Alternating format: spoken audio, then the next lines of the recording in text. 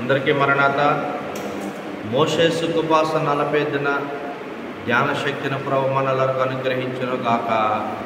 ఆమేన్. మోషే సుఖుపాస దినముల్లో నిబంధన గ్రంథము నిర్గమాకాండం నుండి మరి దిన వాక్యము కొరకు 16వ అధ్యాయము ధ్యానించుకున్నాం. మరి దిన అంశము కొరకు దైవజనులు ఇచ్చిన అంశాన్ని బట్టి వాక్య ధ్యానం చేసుకుందాం. నిర్గమాకాండం 17వ అధ్యాయము 8 నుంచి 16 వచనాలు చదువుకుందాం. తర్వాత అమాలేకులు వచ్చి రెఫీదీములో ఇశ్రాయేలుతో యుద్ధం చేయగా మోషే యెహోషువతో మన కొరకు మనుషులను ఏర్పరిచి వారు తీసుకుని బయలువెళ్ళి అమాలేకులతో యుద్ధము చేయము. రేపు నేను దేవుని కర్ర చేత పట్టుకొని ఆ కొండ శిఖరం మీద నిలిచెదనను. యెహోషువ మోషే తనతో చెప్పినట్లు వెళ్ళి అమాలేకులతో యుద్ధమాడెను. మోషే అహరోను ఊరు అనువారు ఆ కొండ శిఖరం ఎక్కి మోషే తన చెయ్యి పైకెత్తినప్పుడు అమాలేకీలు గెలిచిరి. ఇశ్రాయేలీయులు గెలిచిరి. మోషే తన చేయి దించినప్పుడు అమాలేకీలు గెలిచిరి. మోషే చేతులు బరువెక్కగా వారు ఒక రాయిని తీసుకొని వచ్చి అతడు దాని మీద కూర్చుండుటకై దాని వేసిరి. అహరోను హూరును ఒకడు ఈ పక్కను ఒకడు ఆ పక్కను అతని చేతులు ఆదుకొనగా అతని చేతులు సూర్యుడు అస్తమించే వరకు నిలకడగా ఉండెను. అట్లు యెహోషువ కత్తివాడి చేత అమాలేకు రాజును అతని జనులను గెలిచెను. అప్పుడు యెహోవా మోషేతో ఇట్లనెను, నేను అమాలేకుల పేరు ఆకాశం కింద ఉండకుండా బొత్తిగా తుడిచివేదును గనుక జ్ఞాపకార్థ గ్రంథములో దీన్ని రాసి యెహోషువకు వినిపించుము. తరువాత మోషే ఒక బలిపీఠమును కట్టి దానికి యెహోవా నిస్సీ అని పేరు పెట్టెను. అమాలేకులు తమ చేతిని యెహోవా సింహాసనమునకు విరోధముగా ఎత్తిరి కనుక యెహోవాకు అమాలేకులతో తరతరముల వరకు యుద్ధమనెను. ప్రార్థన చేసుకుందాం. యుద్ధము యెహోవాదే, యుద్ధము యెహోవాదే, రాజులు మనకెవ్వరు లేరు, శూరులు మనకెవ్వరు లేరు, సైన్యమునకు అధిపతి అయిన యెహోవే మన అండ. యుద్ధము యెహోవాదే, యుద్ధము యెహోవాదే. ప్రార్థన చేసుకుందాం. దేవా, అపోస్తుల దేవా, అపోస్తుల కాలమందు ప్రవక్తల దేవా, సంఘము యొక్క పెద్దల దేవా, అత సాక్షుల దేవా, మిషనరీల దేవా, స్వార్థికుల అందరి యొక్క దేవా, క్రైస్తవ సంఘము యొక్క దేవా, నీకు స్తోత్రములు. దేవా, ఇదిగో మోషే ప్రార్థించగా యెహోషువ అమాలేకులను గెలుచుట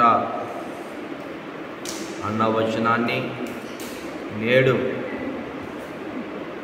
జలము బలము ఫలము అను పాఠములో నుండి మా ఆత్మీయ తండ్రి దేవదాసాయి గారు ఇచ్చిన వివరణ బట్టి నేడు మందరికీ కావలసిన వర్తమానమును అందించమని యేసుకి ఇచ్చిన వాక్శక్తిని బట్టి దాసుకి ఇచ్చిన వాక్శక్తిని బట్టి ఏడంతల ఆత్మతో వాక్యం అందించని వాక్యకటమైన యేసుక్రీస్తు ప్రభువారిని బట్టి ప్రార్థించుచున్నాం మా పరమ తండ్రి, ఆమేన్. ఇక్కడ మనం చదువుబడిన వాక్యంలో అండి ఈ 17వ అధ్యాయం అంతా కూడా దేవుడు యుద్ధముకు ముందు బండలో నుండి నీళ్లు వచ్చుట, ఆ బండలో ఉన్న జలము తాగి తాగి తాగి దైవజనుడు చెప్పిన మాటను బట్టి ఆ జలము బలమిచ్చింది, ఆ బలము ఫలమొచ్చింది. కనుక ఇక్కడ మనము ఈ అధ్యాయంలో మనం చూస్తే 17వ అధ్యాయం నిర్గమాకాండము 2 భాగములుగా మనకు కనపడుతున్నాయి. ఒకటి యుద్ధముల గురించి, 2 ప్రార్థన గురించి ప్రాముఖ్యంగా రాయబడి ఉన్నది. లోకంలో ఎవరికి చేయము అనగా బాగా తాగిన వారికి అన్నారయ్య గారు.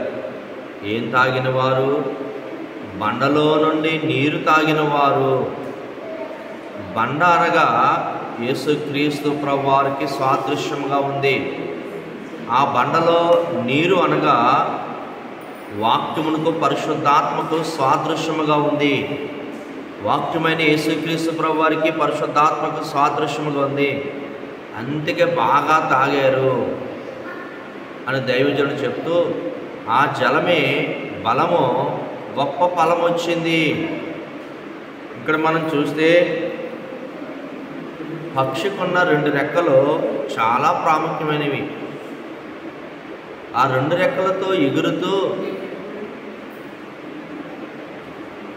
చక్కగా ప్రయాణం చేస్తుంది, చక్కగా తనకు కావలసిన సమకూర్చుకుంటుంది, అపాయం నుండి అక్కడి నుంచి ఎగిరెళ్ళిపోతుంది. అలాగే ఈరోజు దేవుని సన్నిధానంలో ఉన్న మనం ఈ 2 రెక్కలు కలిగి ఉండాలి. ఏంటి ఆత్మీయ అర్థం అంటే, ఒకటి వాక్యం బాగా చదివే అలవాటు ఉండాలి, అది ఒక రెక్క. రెండవది ప్రార్థన చేసే అలవాటు ఉండాలి, అది ఒక రెక్క. ఈ 2 అలవాట్లు మనలను పైకు పక్షి ఎలాగా ఎగిరిపోతుందో అలాగా ఇహలోకంలో ఉన్న శత్రువుల నుండి ఎగిరేటట్టు మనకి ఈ 2 కూడా చాలా తోడ్పడతాయి. అందుకే లోకంలో ఎవరికి చేయమంటే బాగా తాగిన వారికి, అనగా బండలో నుండి నీరు త్రాగిన వారికి. లోకంలో ఎవరికి చేయమనగా బాగా ప్రార్థించే వారికి. లోకంలో ఎవరికి చేయమనగా యుద్ధముకు సిద్ధపడిన వారికి. మోషే అంటాడు యెహోషువతో, అమాలేకులతో మనం యుద్ధం చేయాలి. అమాలేకులు వారు బలమైన వారు, వారు యుద్ధమునకు సరిపడా సిద్ధపడగల ఆయుధాలు కలిగిన వారు. ఇశ్రాయేలుకు ఆయుధాలే లేవు, ఒక రాతిని కత్తిలుగా చేసుకున్నారు. రాతి కత్తులు వారి దగ్గర ఉన్నాయి. గనుక ఈ మట్టి పిసుకునే వారికి యుద్ధం కూడా తెలియదు. అమాలేకులు శత్రులు. ఎందుకంటే సైతాను ఏర్పాటు చేసింది. ఎందుకు సాతాను? ఏంటి సైతాను ఏర్పాటు అంటే, యుద్ధం ఎల్లప్పుడూ చేయాలి. దేవుని జనాంగానికి ఎప్పుడు మనశ్శాంతి ఉండకూడదు. దేవుడు ఇచ్చిన వాగ్దానం మర్చిపోవాలి. ఆ వాగ్దాన భూమిని స్వతంత్రించుకోకూడదు. కనుక మీరు యుద్ధం చేయకపోతే దేవుని బిడ్డలు వచ్చేస్తారు. వారు ఈ ప్రాంతం అంతా కూడా స్వాధీనపరుచుకుంటారు. అని సాతాను వారికి ప్రేరేపణిచ్చింది. అందుకే వారు అరణ్యానికి వచ్చి యుద్ధం చేశారు. అమాలేకులను జయించడం అంటే, ఆ శత్రువులను జయించడం అంటే మామూలు విషయం కాదు. యుద్ధ నేర్పరులు కారు, వారి దగ్గర ఆయుధాలు లేవు. కానీ ఏమున్నాయి? వారు బండలో నుంచి నీరు తాగారు, వారు ప్రార్థన చేశారు. వారి ప్రార్థన వారికి చేయం. ఈ 17వ అధ్యాయంలో ఉంటుంది, మోషే పై చేకెత్తినప్పుడు ఇశ్రాయేలుకి చేయం, మోషే చెయ్యి బొరువెక్కి దించినప్పుడు అమాలేకులకు చేయం. అంటే మనం ప్రార్థిస్తే మనకు జయం వస్తుంది, మనం ప్రార్థించకపోతే అపవాదికి చేయము, అపవాది ప్రేరేపించబడిన బిడ్డలకు చేయము. అమాలేకి జయం వచ్చింది కనుక మన ప్రార్థన మన జయమును డిసైడ్ చేస్తుంది. మన ప్రార్థన మన ఆత్మీయ జీవితాన్ని వృద్ధిపరుస్తుంది. మన ప్రార్థన సాతానుని జయించగలుగుతాం. కనుక ఈరోజు ప్రార్థన చాలా విలువైనది. యుద్ధం ఎల్లప్పుడూ చేయాలి. దేవుని జనాంగం ఐగుప్తు నుండి బయలుదేరి వెళ్ళే మార్గంలో జరిగించాలి. వాగ్దానం దేశం వెళ్ళడానికి వెళ్ళకుండా చేయాలి అని సాతాను పన్నం వేశాడు. మార్గం అంతా కూడా, ప్రయాణం అంతా కూడా యుద్ధం చేయాలి. వీళ్ళు వాగ్దాన దేశం వెళ్ళకూడదు.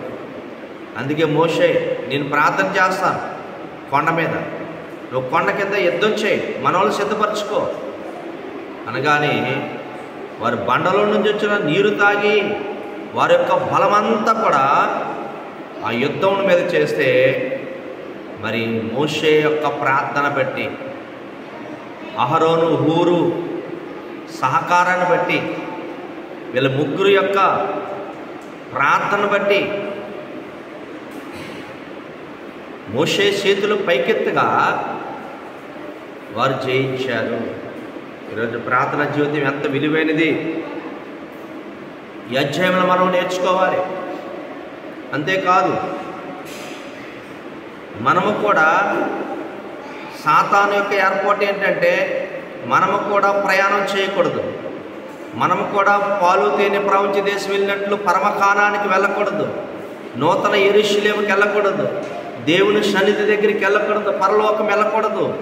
ఈ భూమి మీదే పాపముతో జీవించాలి, పరిశుద్ధముగా ఉండకూడదు. అందుకే ఏదో ఒక శోధన, ఏదో ఒక బాధ, ఏదో ఒక ఇబ్బంది, ఏదో ఒక నలుగుబాటు, ఏదో ఒక శ్రమ, పాప ఫలితములో పడవేయటమే. వాళ్ళు ఎల్లప్పుడూ కూడా తీరిక లేకుండా బాధపడుతూ ఉండాలి. వాళ్ళేమో పాలు తేనె ప్రపంచ దేశం వెళ్ళకుండా యుద్ధం చేసింది. ఈరోజు సంఘాన్ని అనగా మనల్ని ఏదో ఒక శోధన పెట్టి, అసలు పెండ్లి కుమార్తె అనుభవము, అంతస్తు, వరస వీళ్ళకి అసలు గుర్తు రాకూడదు. పెండ్లి కుమార్తె యొక్క శక్తి వీళ్ళకి రాకూడదు అని ఏదో ఒక పని, ఏదో ఒక బాధ, ఏదో ఒక పరిస్థితిలో శరీరాన్ని కృంగ తీసేస్తూ ఉంటుంది. అందుకనే యేసుక్రీస్తు ప్రభువారు అక్కడ బండలో నీరిస్తే, ఇక్కడ పేతురుతో నా బండ మీద సంఘం కట్టమన్నాడు. ఆ సంఘానికి ఆయన ద్రాక్షరసం ఇచ్చారు. ద్రాక్షరసం ఇచ్చారు. నీళ్లు తాగిన వారి అంత బలంగా యుద్ధం చేస్తే, ప్రార్థన చేస్తే, ఈరోజు ఆయన యొక్క ద్రాక్షరసం అనే శరీర రక్త మాంసములు పుచ్చుకుంటున్న మనము, ప్రభు యొక్క శరీరము, ప్రభు యొక్క రక్తము తాగుతున్న మనము, ఆయన శరీరము తింటున్న మనము ఎంత బలము కలిగి ఉండాలి, ఎంత ఆత్మీయ శక్తిని మనం కలిగి ఉండాలి.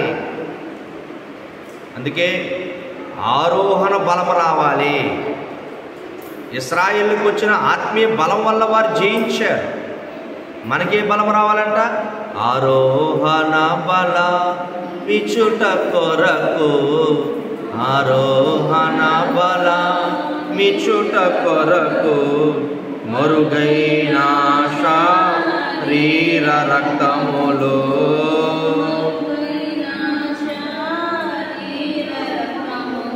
ప్రభువే స్వయముగా అందించెను. ప్రభువే స్వయముగా అందించెను. బైబిల్ మిషను నాయకుడు కల్వరి నాదుని ప్రియస్తుతుడు ఫాదరు దేవదాసు.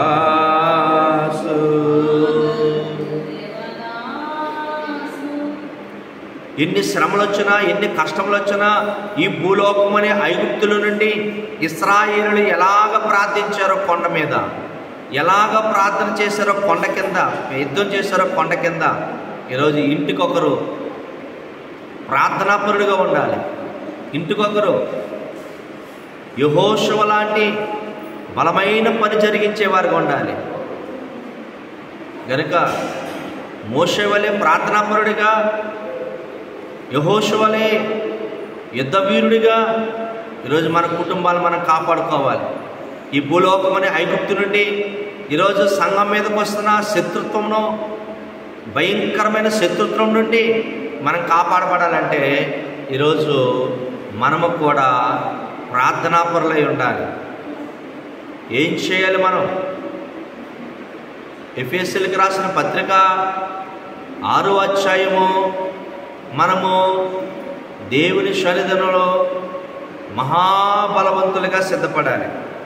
ఆ మహాబలం మనకి ఎక్కడి నుంచి వస్తుంది, ఎలాగొస్తుంది అని మనం చూసుకుంటే 10వ వచనంలో తుదకు ప్రభు యొక్క మహాశక్తిని బట్టి ఆయన యందు బలవంతులండి, మీరు అపవాది తంత్రములను ఎదిరించుటకు శక్తిమంతులకు దేవుడిచ్చు సర్వాంగ కవచము ధరించుకోండి. ఎలయనగా మనము పోరాడినది శరీరులతో కాదు, కానీ ప్రధానులతోనూ అధికారులతోనూ ప్రస్తుతము అంధకార సంబంధముగు లోకనాథులతోనూ ఆకాశ మండలమందు దురాత్మల సమూహముతోనూ పోరాడుచున్నాము. అయ్యా, మనం పోరాడేది శరీరులతో కాదు, ఎంత మందితో పోరాడాలో ఇక్కడ చక్కగా రాశారు పౌలు గారు. గనుక అందుచేతనే మీరు ఆపద్దినమందు వారిని ఎదిరించుటకును సమస్తమును నెరవేర్చిన వారే నిలవబడుటకు శక్తిమంతులగినట్లు దేవుడిచ్చు సర్వాంగ కవచము ధరించుకోండి. ఆ మహాదినములో మీరు నిలబడాలి. ఆ మహాదినములో మీరు నిలబడాలంటే దేవుడిచ్చు సర్వాంగ కవచం ధరించాలి. దేవుడు ఏమిచ్చాడు? కవచం. ఈరోజు ఒక సైనికుడు యుద్ధానికి వెళ్తే కవచం వేసుకుంటాడు, శిరస్నానం చేస్తాడు, డాలు పట్టుకుంటాడు, ఈటే పట్టుకుంటాడు. ఇవన్నీ కూడా యుద్ధానికి కావలసిన రక్షణ కొరకు ధరిస్తారు. మరి ఇచ్చాడు దేవుడిచ్చిన సర్వాంగ కవచము మనకుందా అంటే దేవుడు అందరికీ ఇచ్చాడు. నీకు నేను ఇవ్వను అండు, అందరికి ఇస్తాడు. ఈరోజు సంఘంలో ఎంతమంది వచ్చారో ఆత్మ చెప్పుచున్న మాట చెవిగలవారు వినుగాక. దేవుని సంఘములో ఎవరు శ్రద్ధగా వింటారో, ఎవరు శ్రద్ధగా ధ్యానిస్తారో, ఎవరు శ్రద్ధగా ప్రార్థిస్తారో, స్తుతిస్తారో వారందరికీ కూడా కవచాలుగా మారిపోతాయి, ఆయుధాలుగా మారిపోతాయి, ఖడ్గాలుగా మారిపోతాయి. ఈరోజు సంఘంలో కూర్చొని స్తుతించినా కవచంగా మారిపోతుంది, ప్రార్థించినా కవచముగా మారిపోతుంది. ఈరోజు అంత గొప్ప శక్తి ఇక్కడ శక్తి ఇచ్చాడు. అందుకు సంఘంలో మనము సభ్యత్వం పొంది రక్షణ పొందుకొని ఆ మహాదినముకు శక్తిమంతులగుటకు దేవుడిచ్చు సర్వాంగ కవచము ధరించాలి. కనుక చదువుకుందాం. దేవుడిచ్చు సర్వాంగ కవచము ధరించుకోండి. ఎలయనగా మీ నడుమును సత్యమును దట్టి కట్టుకొని నీతిను మేమెరుపును తొడుక్కొని పాదములకు సమాధాన స్వార్థమైన సిద్ధ మనసును తొడుక్కొనవలెను. నిలబడి ఇవన్నీ కాక విశ్వాసమును డాలును పట్టుకొనడే. దానితో మీరు దుష్టుని అగ్ని బాణములంటిని ఆర్పుటకు శక్తివంతులగుదురు, మరియు రక్షణను, శిరస్థానమును, దేవుని వాక్యమును, ఆత్మ ఖడ్గమును ధరించుకొనుడి. ఆత్మ వలన ప్రతి సమయమందును ప్రతి విధమైన ప్రార్థనలో విజ్ఞాపన చేయొచ్చు. ఆ విషయమై సమస్త పరిశుద్ధుల నిమిత్తము పూర్ణమైన పట్టుదలతో విజ్ఞాపన చేయొచ్చు. మెలకువగా ఉండుడి. ఇక్కడంట దేవుని సంఘములో మనం ఎలా ఉండాలి, దేవుడిచ్చిన సర్వాంగ కవచములను మనం ఎలా పొందుకోవాలి. ఆత్మ తండ్రి ఇవన్నీ మనకు ఆయుధాలుగా మార్చేస్తున్నారు. అందుకే సంఘములో ఆత్మ చెప్పుచున్న మాట చెవిగలవారు. బైబిల్ మిషన్ వారులారా, మోకరించండి, ప్రార్థించండి, జవాబు వచ్చే వరకు మోకాలు దెక్కండి అని దేవుడు దేవదాసయ్య గారి ద్వారా చెప్పించిన గొప్ప విషయం. దేవుడు కనిపిస్తాడు, మాట్లాడతాడు. ఇప్పుడును, అప్పుడు ఇశ్రాయేలుతో మాట్లాడిన దేవుడు ఇప్పుడును మాట్లాడతాడు, ఇప్పుడును మాట్లాడతాడు. మనం ప్రార్థించాలి. కనుక ఇక్కడ ఆత్మ ద్వారా ఇవన్నీ కూడా జరుగుతున్నాయి, సంఘము ద్వారా ఇవన్నీ కూడా జరుగుతున్నాయి. ఈరోజు నీవు కవచం వేసుకోవాలి. ఎప్పుడు ఏ ఆపద వస్తుందో తెలియదు, ఎప్పుడు ఏ శ్రమ వస్తుందో తెలియదు, ఎప్పుడు ఏ వ్యాధి వస్తుందో తెలియదు, ఎప్పుడు ఎటువంటి పరిస్థితులు జరుగుతాయో తెలియదు, ఎప్పుడు ఎటువంటి శత్రువులు మన మీదకి దాడి చేస్తారో తెలియదు. కనుక మనమంట ఏం చేయాలి? స్తుతించడాన్ని బట్టి స్తుతి ఖడ్గం ధరించాలి. ఇశ్రాయేలు వాగ్దాన దేశానికి వెళ్ళడానికి యెరికో పట్టణంలో గోడలు కూల్చడానికి ఇశ్రాయేలు ప్రజలు 7 దినములు స్తుతించారు. 7 దినాలు స్తుతించారు. 7వ దినము యెరికో గోడలు కూలిపోయినాయి. అసలు ప్రపంచంలోనే ఆయుధం లేదు ఈ గోడ కూల్చడానికి అనుకున్నారు. ఈరోజు మేస్త్రుల కంటే ఇంటి గోడ 9 అంగుళాల గోడ, 14 అంగుళాల గోడ కొట్టాలంటే పెద్ద పెద్ద సుత్తులు కావాలి, పెద్ద పెద్ద ఆయుధాలు కావాలి. మరి యెరికో గోడ ఎంత, ఈరోజు బేతేలు గృహం ఎంత ఉందో అంత. దాని మీద ఇల్లు కట్టుకుంటారు, దాని మీద వాహనాలు వెళ్తాయి. అంత పెద్ద ఎత్తున పెద్ద పెద్ద రాళ్ళతో ఒక ఇటుక కడతామని అక్కడ ఈ బిల్డింగ్ అంత పెద్ద పెద్ద రాళ్ళు పేర్చి ఆ రాళ్ళ మీద పెట్టి కట్టి ఈరోజు అంత ఆయుధం కావాలి. ఆయుధం పగలగొట్టాలంటే తుపాకీ బాంబులు ఏమీ కూడా సరిపోవు.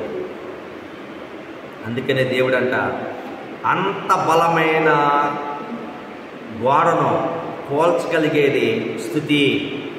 చక్కగా దేవుని సన్నిధిలో 7 పాటలు పాడుకోవటం, 7 రాగాలు తీసుకోవటం. దేవుడు మన శరీరానికి ఆత్మకు బలము. స్తుతి ఖడ్గము చాలా విలువైనది. స్తుతించడాన్ని బట్టి ఎక్కడా లేనంటే శ్రమలు ముక్కముక్కలైపోతాయి. స్తుతి మన స్థితిని పెంచి వేస్తుంది. స్తుతి రాగం తీస్తే రోగాలు కూడా ఎగిరిపోతాయి. ఈరోజు మొట్టమొదటిగా నీ సంఘములో నీ సర్వాంగ కవచం ఏంటంటే స్తుతి నీకు కవచము, స్తుతి నీకు ఖడ్గము. రెండవది ప్రార్థనా ఖడ్గము. ఈరోజు నువ్వు ఎంత ప్రార్థన చేసుకుంటావో అంత జయము. దినముకు 2 గంటల 40 నిమిషాలు ప్రార్థన తక్కువ ఉండకూడదు. ప్రార్థన జీవితం ఎప్పుడు తక్కువగా ఉంటుందో అప్పుడు పతనమైపోతాం. హిజ్కియా మోకాలు ప్రార్థన మీదుగా మరణాన్ని 5 సంవత్సరాలు పొడిగించుకున్నాడు. మరణకరమైన రోగాన్ని జయించాడు.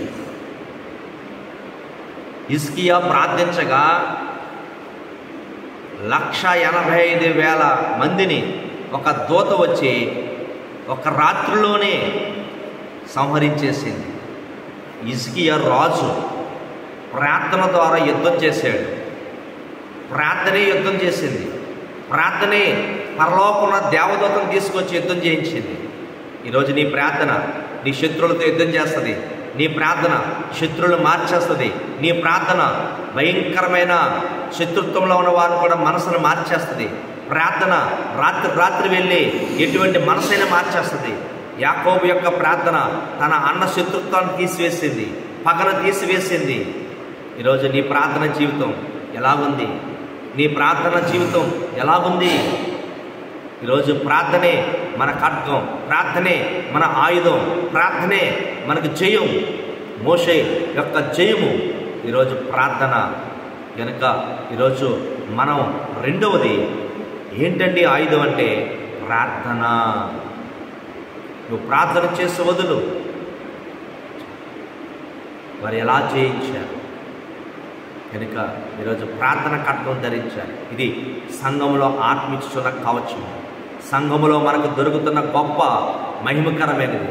ఈరోజు నీ సంఘంలో ఎంత ప్రార్థన చేస్తావో, నీ సంఘంలో ఈరోజు ఎంత ప్రార్థనా పరులుగా సిద్ధపడతావో, అభిషేకించబడతావో, నీకు గొప్ప ఆశీర్వాదం. కనుక ఖచ్చితమైన ప్రార్థనా పరులుగా మనము ఉండటకు ఈ గొప్ప జయం మనకి ఇచ్చాడు. మూడవది వాక్య ఖడ్గము. వాక్యం ఎంత చదువుతామో, దినముకు శరీరానికి ఆహారం ఎంత అవసరమో మన ఆత్మకు కూడానంట వాక్యాహారం అంత అవసరం. వాక్యాహారము తినని ఎడల బలమాత్మకు లభించినట్లు వాక్య గ్రంథములోని దేవుని పలుకులు విని నడువుకెట్టు. నువ్వు ఎంతకు నడవు అన్నాడు దైవజనుడు. నడు, విన్నది వాక్యం ఎలాగైతే విన్నావో దాని ప్రకారం ఉండు. అదే నీకు ఆయుధం, అదే నీకు కవచం, అదే నీకు ఖడ్గం. వాక్య ఖడ్గము చాలా విలువైనది. ఆది కాలం నుంచి ప్రకటన గ్రంథం వరకు దినమొక తండ్రిని తలంచుకొని ఆది కాండం మలాకి వరకు మనం రోజుకి 1 అధ్యాయం, 2 అధ్యాయాలు, 3 అధ్యాయాలు చదువుకోవాలి. అలాగే మత్తయి సువార్త, మార్కు సువార్త, లూకా సువార్త, యోహాను సువార్త దినముకు 1, 2 అధ్యాయాలు చదువుకోవాలి. కుమారుని తలంచుకొని, పరిశుద్ధాత్మ తండ్రి గారిని తలంచుకొని, అపోస్తలుల కార్యం నుండి ప్రకటన గ్రంథం వరకు 1, 2, 3 అధ్యాయాలు దినముకు చదువుకోవాలి. ఇది వాక్య ఖడ్గము ధరించే పద్ధతి. నేను అది చదువుతాను, ఇది చదువుతాను కాదు. తండ్రి తలంచుకుంటూ, కుమారుని తలంచుకుంటూ, పరిశుద్ధాత్మ తండ్రి గారిని తలంచుకుంటూ వాక్యం పఠనము చదవాలి. ఉదయం టిఫిన్ కన్నా ముందు, మధ్యాహ్నం భోజనం కన్నా ముందు, సాయంకాలం భోజనం కన్నా ముందు వాక్యహారము మనకు కవచము, వాక్యహారము మనకు ఖడ్గము. కనుక ఈ ఖడ్గం మనకు చాలా అవసరమైనది. నీ వాక్యమే నన్ను బ్రతికించెను, బాధలలో నెమ్మదిచ్చెను. దివ్య గ్రంథము ఎచ్చట చదివిన సహాయము చెరుకును. దివ్య గ్రంథము విడవక చదవండి. దివ్య గ్రంథము ఇది దేవుడు మనకిచ్చిన ఉత్తరము. ఆది కాంచు ప్రకటన గ్రంథం వరకు నేను ఉండమన్నట్లు ఉన్నవారు ఎలాగ ఆశ్రయించబడ్డారు, ఎలా ఖడ్గం ధరించారు, నన్ను వ్యతిరేకించిన వాడు ఎలాగ పతనమైపోయాడు. దేవుడు రాసిచ్చిన గ్రంథం. నేను చెప్పినట్లు ఉన్నవారు ఎలాగ ఆశ్రయించబడ్డారు, నాతో ఉన్న జనాంగం ఎలాగ రక్షించబడుతుంది, నన్ను విడిచిపెట్టిన అన్ని చెరులు ఎలాగ నశించిపోతున్నారు, ఎలాగ తెగులుతో పోతున్నారు, ఐగుప్తు ఎలా పతనమైపోయింది. ధనమే గొప్పదనుకున్నారు, జనమే గొప్పదనుకున్నారు, విద్య గొప్పదనుకున్నారు, నాగరికత గొప్పదనుకున్నారు, సూర్యుడే దేవుడు అనుకున్నారు. ఎంత భయంకరమైన పతనమైపోయాడు. ఆ దినము రక్షించడానికి ఎవరూ రాలేదు ముందుకి. ఈరోజు సంఘం ఎత్తబడే దినం, మహాశ్రమలు, ఈ ప్రపంచమంతా శ్రమలే. ఆ దినము ఈరోజు నిన్ను సిద్ధపరిచేది వాక్యము. కనుక వాక్య ఖడ్గం మనకు ఉండాలి, వాక్య ఖడ్గం మనం ధరించాలి. అలాగే 4వది విశ్వాస ఖడ్గం. నీ విశ్వాసమే లోకాన్ని జయించే విజయం. ఆవగింజంత విశ్వాసం ఉంటే చాలు అంటున్నాడు దేవుడు. అదే నీకు ఖడ్గం, అదే నీకు బలవం, అదే నీకు జయము, అదే నీకు స్వస్థత. విశ్వాసం పోగొట్టుకోకండి, విశ్వాసం చేపట్టుకోండి, విశ్వాసం పెరుగుతూ ఉండాలి. విశ్వాసం పాటల్లో, ప్రార్థనలో, క్రమాల్లో, ఆరాధనలో అన్నిటికంటే నేను ముందుండాలి, పెరగాలి, భక్తి పెరగాలి. నీ విశ్వాసమే నీ జయం. విశ్వాసం లేకుండా దేవునికి ఇష్టలుగా ఉండటం అసాధ్యం. విశ్వాసం అనే వరం శరీరానికి మరణం రానివ్వదు. విశ్వాసం అనే వరం ఏ బలహీనతలో మనకు కలగనివ్వదు. నీ విశ్వాసం చాలా విలువైనది. కనుక సంఘములో విశ్వాసులు ప్రతి ఒక్కరూ కూడా వారికున్న విశ్వాసమే వారి ఆయుధం, వారికున్న విశ్వాసమే వారికి కవచం, వారికున్న విశ్వాసమే వారి ఖడ్గం. విశ్వాసం అనగా నమ్మిన దానికి గట్టిగా ఉండాలి. విశ్వాసులకు తండ్రి అయిన అబ్రహాము అని ఉండగలగాలి. కుడుముకు కానీ వెడము కానీ తిరగకూడదు, మంచి అయినా చెడైనా తిరగకూడదు. దేవుని విషయంలో స్థిరంగా ఉండిపోవాలంటే, దేవుని సంఘంలో స్థిరంగా ఉండిపోవాలి. స్థిరత్వం చాలా విలువైనది. అబ్రహాముకున్న విశ్వాసం మనకును ఉండాలి. అబ్రహాము సంపాదించిన విశ్వాస ఖడ్గం జయించారు. చివరగా 5వది ఆత్మఖడ్గం. ఆత్మఖడ్గం. ఆత్మ లేనివాడు నావాడు. సంఘములో ఆత్మ చెప్పుచున్న మాట చెవిగలవారు.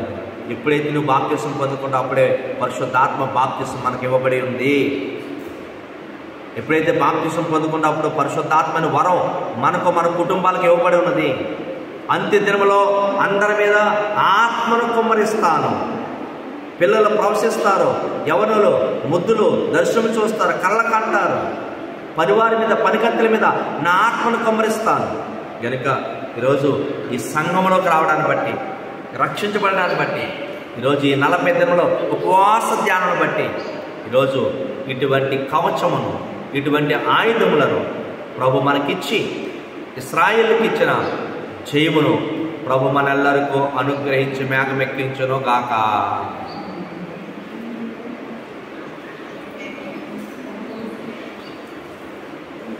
పరిశుద్ధాత్మ వచ్చు వరకు ప్రకటనకు పోరాదన్న యేసునామమెంతో మధురం మధురం మధురం మధురం. యేసునామమెంతో మధురం. దీనజనులు భాగ్యవంతులు దివిరాజ్యంబో వారుదన్న యేసునామమెంతో మధురం మధురం మధురం మధురం. యేసునామా. వారు జలము బలము ఫలము ఎలాగ పొందుకున్నారో ఈరోజు నూతన యెరూషలేమని పరలోక పరమకానానికి వెలుచున్న మనకు కావలసిన ఈ సర్వాంగ కవచం, ఈ ఖడ్గములన్నీ కూడా ప్రభు మనకు, మన కుటుంబాలకు, మన సంఘాలకు అనుగ్రహించి నిత్య కవచముగా ధరింపజేసే ఆత్మ ఖడ్గము ప్రభు మనలను అనుగ్రహించును గాక. ప్రార్థన చేసుకుందాం.